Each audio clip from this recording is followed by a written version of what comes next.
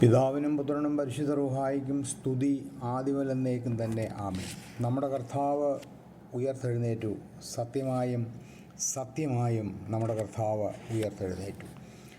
പരിശുദ്ധനായ പൗലോസിലെ ഓർപ്പിക്കുന്നത് പോലെ നമ്മുടെ കർത്താവായ യേശു ക്രിസ്തുവിനെ ഉയർപ്പിച്ച പരിശുദ്ധാത്മാവിൻ്റെ അതേ ശക്തി നമ്മിലും വ്യാപരിക്കട്ടെ. അങ്ങനെ നമ്മുടെ തളർന്നുപോയ എല്ലാ അംഗങ്ങളെയും, നമ്മുടെ ചിന്തകളെയും, പ്രത്യാശയില്ലാത്ത അനുഭവങ്ങളെയും വിശ്വാസമില്ലാത്ത അനുഭവങ്ങളെയും ഒക്കെ ദൈവം ഉയർപ്പിച്ച് തൻ്റെ തേജസ്കരിക്കപ്പെട്ട ആ അനുഭവത്തിലേക്ക്, സ്വർഗാരോഹണ പെരുന്നാളിലേക്ക്, പെന്തക്കോസ്തിയിലേക്ക് ഒരുങ്ങുന്ന ഈ കാലയളവിൽ ദൈവം നമ്മളെല്ലാവരെയും തൻ്റെ ആത്മാവിൽ ബലപ്പെടുത്തട്ടെ.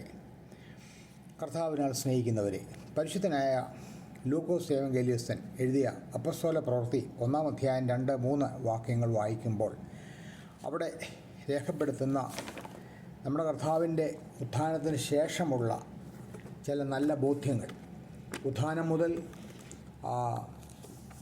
സ്വർഗാരോഹണം വരെയും സ്വർഗാരോഹണത്തെ തുടർന്ന് പെന്തക്കോസ്തിയും ഒക്കെ സംഭവിക്കാൻ പോകുന്ന കാര്യങ്ങൾ, നമ്മുടെ ജീവിതത്തിൽ ഈ ഉത്ഥാനത്തിൻ്റെ കാലങ്ങൾ നാം ഓർക്കുകയും ചിന്തിക്കുകയും ചെയ്യേണ്ട കാര്യങ്ങൾ. അപ്പസ്തോല പ്രവൃത്തി അതിൻ്റെ 1-ാം അധ്യായം 2-3 വാക്യങ്ങൾ.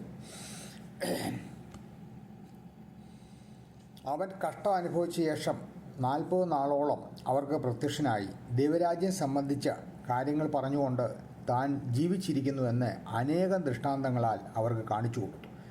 1-ാം അധ്യായത്തിൽ പറയുന്നുണ്ട്, യേശു തിരഞ്ഞെടുത്ത അപ്പസ്തോലന്മാർക്ക് പരിശുദ്ധാത്മാവിനാൽ കൽപ്പന കൊടുത്തിട്ട് ആരോഹണം ചെയ്ത നാൾ വരെ അവൻ ചെയ്തും ഉപദേശിച്ചും തുടങ്ങിയ സകലത്തെക്കുറിച്ചും ആയിരുന്നുവല്ലോ. അതാണ് യേശുവിൻ്റെ ചരിത്രത്തിൽ ലൂക്കോസ് ഏവങ്കേലിയസ്തൻ രേഖപ്പെടുത്തുന്നത്. ഒന്നാമത് ഓർക്കേണ്ടത്, Christ ascension was A divine fulfilment. കർത്താവിൻ്റെ സ്വർഗാരോഹണം എന്ന് പറയുന്നത് ഇതൊരു യാദൃച്ഛികമായ സംഭവമല്ല. ദൈവികമായ പദ്ധതിയുടെ ജഡാവതാരം മുതൽ ആ മഹത്വീകരണം വരെ ആ ഒരു പ്രോസസ്സിൽ, ആ ഒരു ദൈവികമായ പദ്ധതിയുടെ ഒരു ഭാഗമായി, മുന്നമേ നിശ്ചയിക്കപ്പെട്ട ദൈവിക പദ്ധതിയുടെ ഭാഗമായിട്ടാണ്. Until that day he was taken up. അവൻ ആരോഹണം ചെയ്യുന്ന നാൾ വരെ, ആ നാൾ വരെയും കർത്താവായ യേശു ക്രിസ്തു ഈ 40 ദിവസം ശിഷ്യന്മാർക്ക് പ്രത്യക്ഷമാകുക മാത്രമല്ല ചെയ്തത്, നാൾ വരെയും അവൻ ചെയ്തും ഉപദേശിച്ചും സകലത്തെയും കുറിച്ച് ബോധ്യപ്പെടുത്തിക്കൊണ്ട് ശിഷ്യന്മാരെ പെന്തക്കോസ്തിക്ക് മുമ്പ് തന്നെ പരിശുദ്ധാത്മാവിൻ്റെ ശക്തമായ വ്യാപാരത്തിൽ കർത്താവ് താൻ തിരഞ്ഞെടുത്ത ശിഷ്യന്മാരെ ഉറപ്പിച്ചിരുന്നു എന്നാണ്. കർത്താവിൻ്റെ എർത്തലി മിഷൻ പൂർത്തീകരിച്ച് വിശുദ്ധനായ ലൂക്കോസിൻ്റെ സുവിശേഷത്തിൽ തന്നെ 24-ാം അധ്യായം 50-51 പറയുന്നത്, താൻ കൈ ഉയർത്തി അവരെ അനുഗ്രഹിക്കുമ്പോൾ തന്നെ സ്വർഗാരോഹണം ചെയ്തു എന്ന് നമ്മൾ വായിക്കുന്നു. അപ്പം ആ സ്വർഗാരോഹണം ജഡാവതാരത്തിൻ്റെ തുടർച്ചയായ ഒരു സംഭവമായിട്ട് എന്താണ് ഈ സ്വർഗാരോഹണത്തിൻ്റെ അർത്ഥമെന്ന് ചോദിച്ചു കഴിഞ്ഞാൽ, ഗ്ലോറിഫിക്കേഷൻ ഓഫ് ഹ്യൂമൻ നേച്ചർ. ഈ ജഡത്തിൽ അവതരിച്ച് സ്വർഗത്തിലേക്ക് എടുക്കപ്പെട്ട് പിതാവിൻ്റെ വലത്തുഭാഗത്ത് ഇരിക്കുന്നു എന്ന് പറയുമ്പോൾ മനുഷ്യരാശിയെ മുഴുവൻ ദൈവിക കൂട്ടായ്മയിലേക്ക് കരയറ്റുന്നു എന്നുള്ളതാണ് അതിൻ്റെ അർത്ഥം.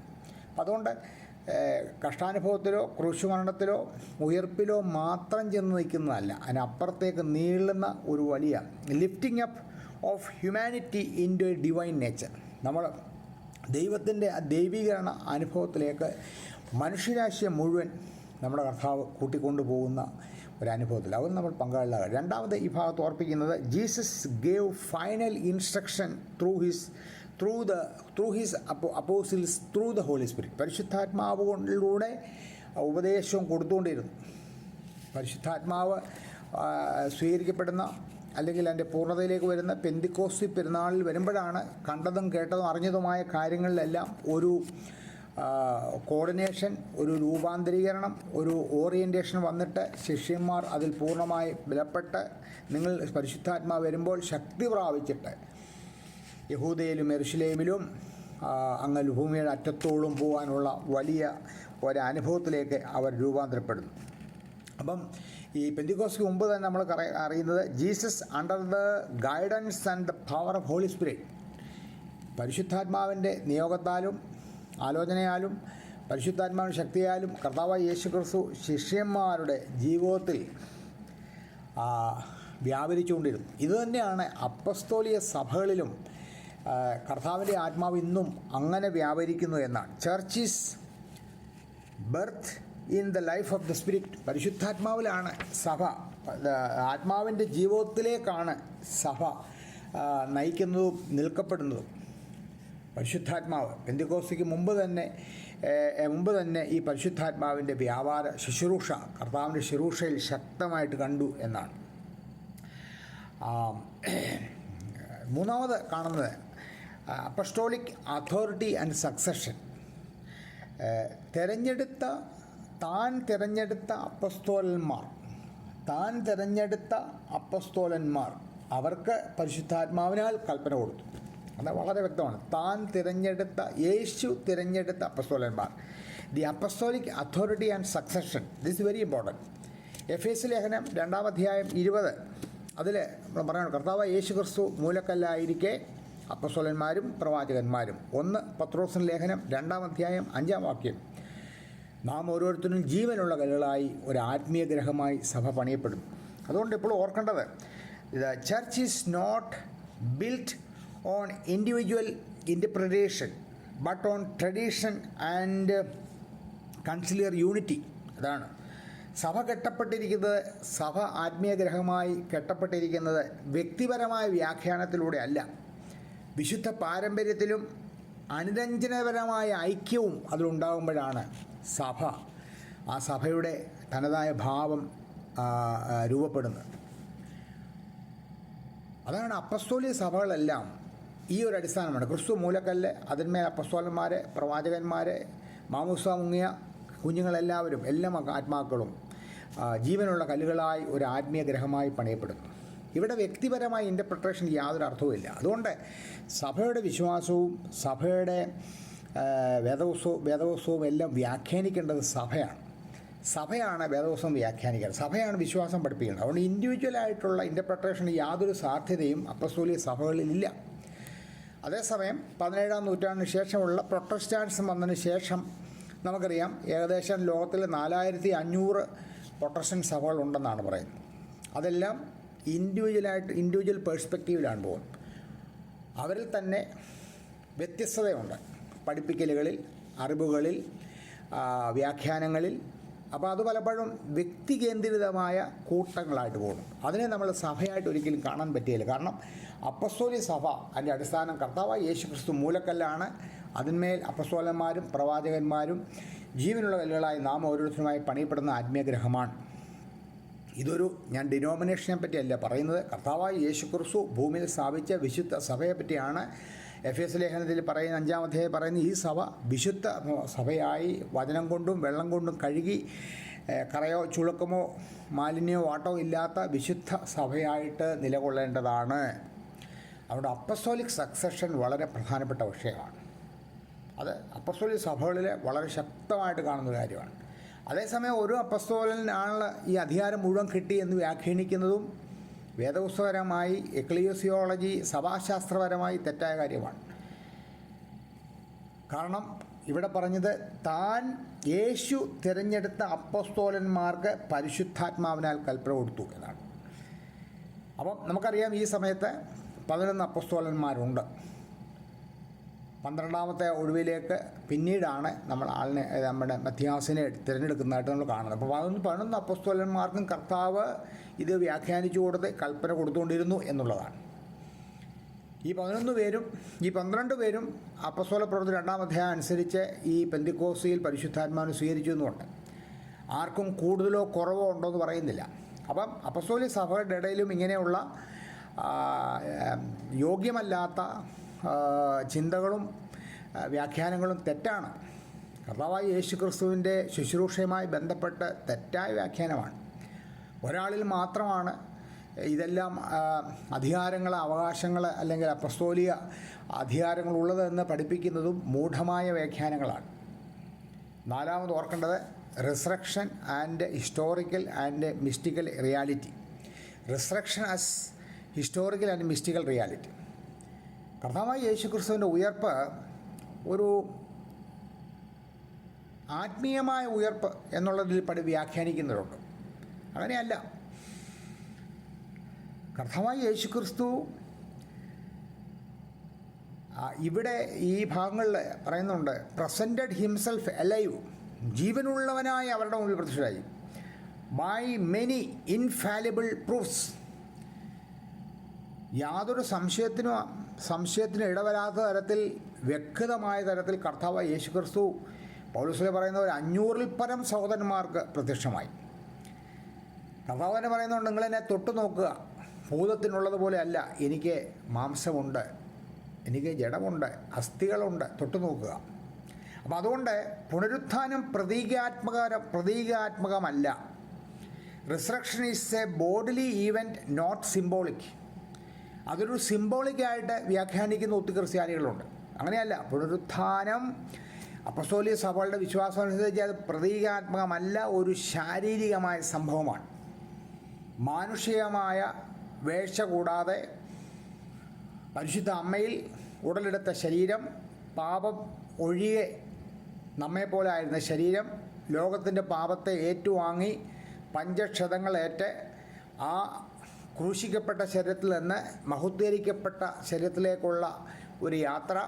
അതിനുശേഷം ആ ശരീരം, ആ മഹത്വീകരിക്കപ്പെട്ട ശരീരം ആ ദൈവികമായ അതേ മഹത്വത്തിൽ കരയറ്റപ്പെടുന്ന ശരീരം, അത് ബോഡിലി എക്സ്പീരിയൻസ് തന്നെയാണ്. അതേസമയം അത് സ്ഥലകാല പരിമിതികൾക്ക് അതീതമാണ്. വാതിലുകളെല്ലാം അടച്ചിരിക്കുമ്പോൾ അകത്തു വരുവാനുള്ള സാധ്യതയുള്ള ശരീരം, മുറിവുകൾ കാണിച്ച് തൊട്ട് മർത്തോമാ ശ്ലീഹായെ ധൈര്യപ്പെടുത്തുന്ന അതേ ശരീരം, എക്സിസ്റ്റ് ചെയ്യുന്ന ശരീരം, തന്നെ ആഗ്രഹിക്കുന്നവർക്ക് ജഡപ്രകാരം ഇന്നും അനുഭവിച്ച് വിശുദ്ധ കുർബാനയിലൂടെ അതറിയാനുള്ള സാധ്യത നൽകുന്ന കർത്താവായ യേശുമശിഹായുടെ വിശുദ്ധ സഭയുടെ അനുഭവം. അതുകൊണ്ട് this affirms the bodily resurrection, this affirms the sanctity of the body and the material world which God redeems. അപ്പം ഈ ബോഡിലി ഈവൻ്റ് എന്ന് പറയുന്നത് ഇത് ദൈവം വീണ്ടെടുത്ത ശരീരത്തിൻ്റെയും, കർത്താവിൻ്റെ മഹത്വമായ ശരീരത്തിൻ്റെയും, അതേസമയം കർത്താവ് ഈ ഭൗതിക ലോകത്തിൻ്റെയും വീണ്ടെടുപ്പാണ്. അതിൻ്റെയും പവിത്രത ഉറപ്പിക്കുന്ന ഒന്നാണ് കർത്താവായ യേശുക്രിസ്തുവിൻ്റെ ശരീരപ്രകാരമുള്ള ഉയർപ്പ്. അത് നമ്മൾ ഇന്നും യൂക്രിസ്റ്റിലൂടെ, ലിറ്റർജിക്കൽ ലൈഫിലൂടെ, ഈ മിസ്റ്റിക്കൽ കമ്മ്യൂണിയൻ വിത്ത് റിസൺ ക്രൈസ്റ്റ്, ഉയർത്തെഴുന്നേറ്റ കർത്താവുമായിട്ട് ഒരു രഹസ്യാത്മക ബന്ധത്തിൽ തുടരുവാൻ ആഴ്ചവട്ടത്തിൻ്റെ 1-ാം നാൾ നമ്മളെല്ലാവരും വളരെ ശ്രദ്ധയോടെ, ആഗ്രഹത്തോടെ, തീക്ഷ്ണതയോടെ നാം കാത്തിരിക്കേണ്ടതാണ്, അത് പ്രാപിക്കേണ്ടതാണ്. This is the mystical communion with the risen Christ.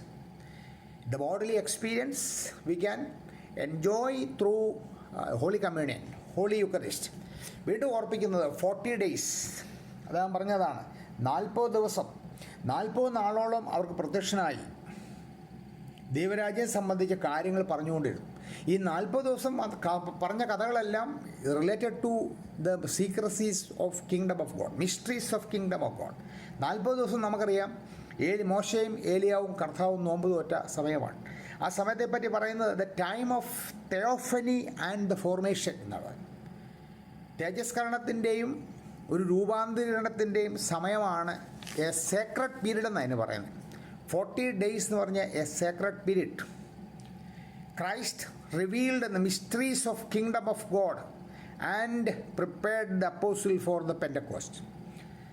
കർത്താവായ യേശുക്രിസ്തു സ്വർഗരാജ്യത്തിൻ്റെ രഹസ്യങ്ങൾ അവരോട് സംവേദിച്ച സമയമാണ് 40 ദിവസം. 40 ദിവസം നമ്മളിൽ നിന്ന് കടന്നു പോയാലും 40 ദിവസം നമ്മൾ വല്ല പ്രാധാന്യം കൊടുക്കുന്നുണ്ട്. ഒരമ്മയുടെ ഉദരത്തിൽ ഒരു ഫീറ്റസ് രൂപീകരിക്കപ്പെടുന്നത് 40 ദിവസം കൊണ്ടാണ് പറയുന്നത്. 40 ആഴ്ചകൾ കൊണ്ടാണ് പൂർണ്ണ വളർച്ച പ്രാപിക്കുന്നത്. 40 ദിവസം കൊണ്ടാണ് ഒരു ഗോതമ്പ് മണി നിലത്ത് വീണാൽ അതൊരു ചെടിയായി വളർന്നു വരുന്നത്. 40 ഒരു രൂപാന്തരീകരണത്തിൻ്റെ അല്ലെങ്കിൽ ഒരു വിശുദ്ധിയുടെ പരിവേഷമുണ്ട്. 40 ദിവസം കഴിയുമ്പോൾ ഈ ആത്മാവ് ഭൂമിയിൽ താൻ വ്യാപരിച്ച എല്ലാ രംഗങ്ങളിൽ നിന്നും വിട്ട് ദൈവസന്നിധിയിലേക്ക് പറുദീസയിലേക്ക് പോകും. അതാണ് നമ്മുടെ വിശ്വാസം. അതുകൊണ്ടാണ് നമ്മൾ അവർക്ക് വേണ്ടി പ്രാർത്ഥിക്കുന്നത്. അവസാനം ഓർപ്പിക്കുന്നത് teaching about the kingdom of God. അവിടെ he spoke of the things pertaining the kingdom of God. Mystical life of the church, ഇതാണ് mystical life of the church. സഭയിൽ സംഭവിക്കേണ്ടത് അതാണ്. ദൈവരാജ്യത്തെ പറ്റിയുള്ള രഹസ്യങ്ങൾ വിഭാഗിച്ചു കൊടുക്കുന്ന ഒന്നായിരിക്കണം പരിശുദ്ധ സഭ. അത് കഷ്ടാനുഭവ ആഴ്ചയായാലും ശുശ്രൂഷകളായാലും ആരാധനയായാലും എല്ലാം സ്വർഗരാജ്യത്തിൻ്റെ രഹസ്യങ്ങളുടെ വ്യാപാരം നടക്കണം. നമ്മുടെ ആരാധനകളൊക്കെ കോലം കെട്ടുപോകുന്ന ഒരു കാലാവസ്ഥയായിട്ട് വരികയാണ്. ആർക്കോ എന്തൊക്കെയോ വേണ്ടി കാട്ടിക്കൂട്ടുന്നു. ഒന്നിനും സമയക്രമമില്ല, ഒന്നിനും ഒരു യൂണിഫോമിറ്റി ഇല്ല. ഓരോരുത്തർക്കും തോന്നുന്ന പോലെ നമ്മൾ ലോകത്തിലെ ചില കാര്യങ്ങൾ വ്യാപരിച്ച് അത് മുകളിൽ തൊട്ട് താഴെ വരെ. ചിലർക്ക് മൈക്കിനോടാണ് ഭ്രമം, ചിലർക്ക് കാര്യങ്ങൾ എക്സ്പോസ് ചെയ്യുന്നതിലാണ് ഭ്രമം, ചിലർക്ക് ഇതെല്ലാം വീഡിയോയിലാക്കി കൊടുക്കുന്നതിലാണ് ഭ്രമം, ചിലർക്ക് ദുഃഖവെള്ളിയാഴ്ച പോലും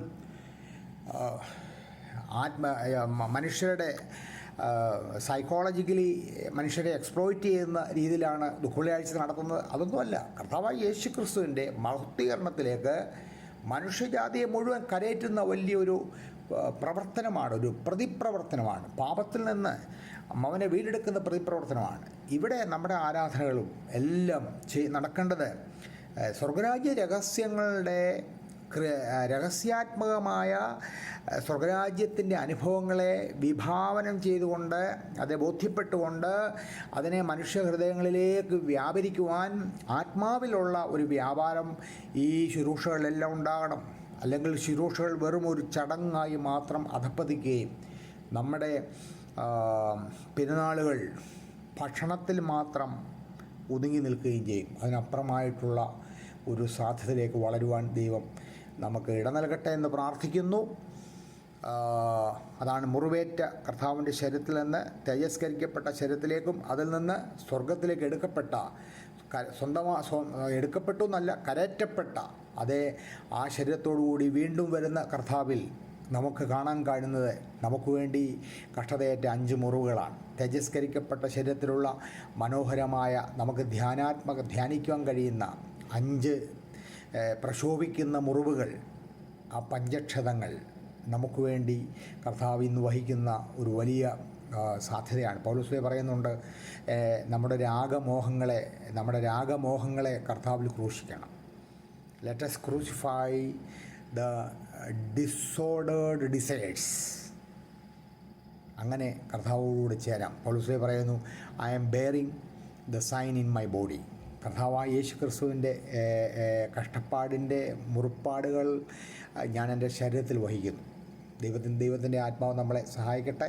കർത്താവിൻ്റെ സ്വർഗാരോഹണ പെരുന്നാളിലേക്ക്, തുടർന്ന് പെന്തിക്കോസ്തിയിലേക്ക്, തുടർന്ന് പരിശുദ്ധാത്മാവിൽ സാക്ഷ്യം പ്രാപിച്ച് സാക്ഷി ജീവിതത്തിലേക്ക് ദൈവം എന്നെയും നിങ്ങളെയും ശക്തിപ്പെടുത്തട്ടെ. ഈ വാക്കുകളാൽ ദൈവം നമ്മളെ എല്ലാവരെയും ബലപ്പെടുത്തട്ടെ. ആമേൻ. Thank you.